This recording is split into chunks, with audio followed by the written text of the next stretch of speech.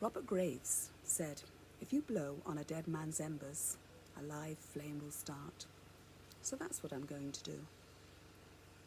I'm going to blow on the embers of my mum, Betty Jones, dead now for almost a quarter of a century. Betty Jones, my mum, a white British woman, had the audacity to marry a black African man. And in that act, that declaration of love, she was jettisoned into being familyless. She was disowned by her family. She was doubly mortified then to discover that the husband she loved so much was to turn out to be very cruel and violent. And so it was, against a backdrop of racism and abuse, that she raised us, my 3 brothers and me. For the most part, she did it single-handedly.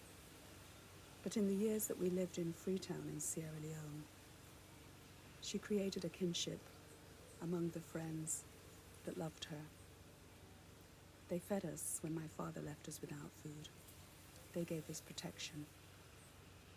And who could possibly forget Auntie Sudi or Auntie Princess, 96 years old, still alive and as formidable as ever, standing between us and my father, all 6'2" of him, and daring him to cross their thresholds, which of course he never did.